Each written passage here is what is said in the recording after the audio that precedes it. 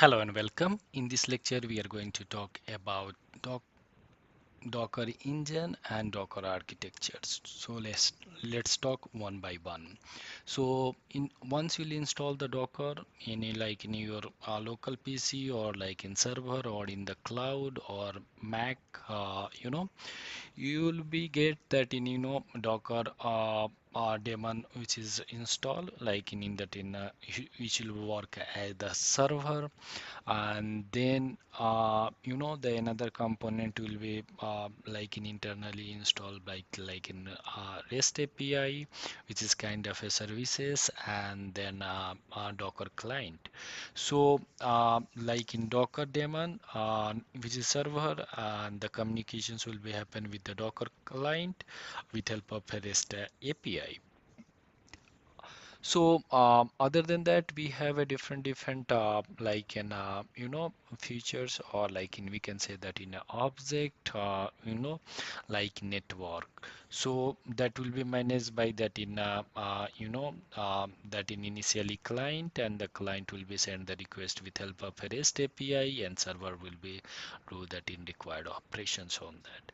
Similarly, we have a container, so it will be managed image. It will be managed by that in Docker CLI, and that in data volumes will be managed by that in CLI with help of a REST API, and the server will be do that in required operations, as a daemon thread.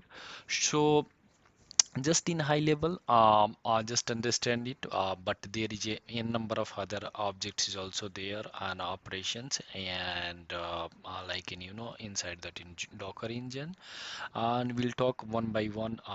For initially, just understand that in there is a three components will be there. First one, like in a Docker daemon, which is the server. Second one, like in REST API, which will be make a communications between the server and the client, and the client Docker CLI will be, of course, it will be there for the end user.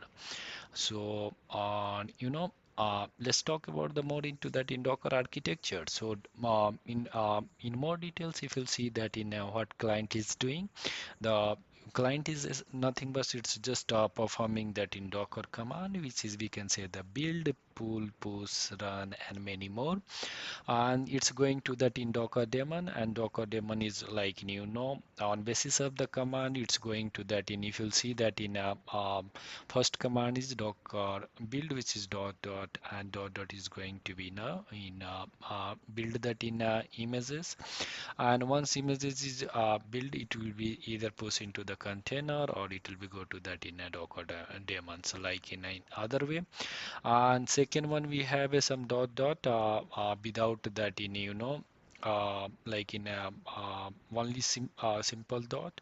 So it's like in a Docker pull. So it's a Docker pull is going to be help of requesting to the Docker daemon. Docker daemon is identifying that in and sending to that in registry, like in your one, or like in Docker hub, and pulling that in mention that in registry, and it will bring into that in internal container, load into that in internal, like in Docker host, and then it will be utilized.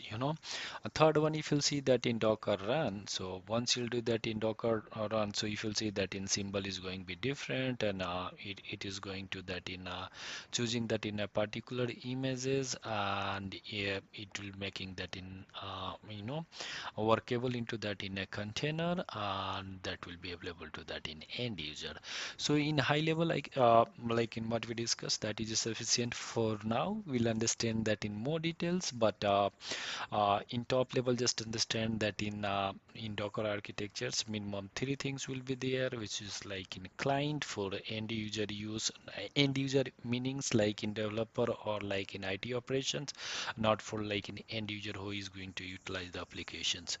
And Docker host, which is that in contains that in a Docker daemon, where we'll have images or containers, and Docker daemons will be also communicate to that in a client, to that in registry, or like in Docker daemon with help of REST API, and it will be get that in respective like in response. So that's all about in these lectures, and thanks for watching.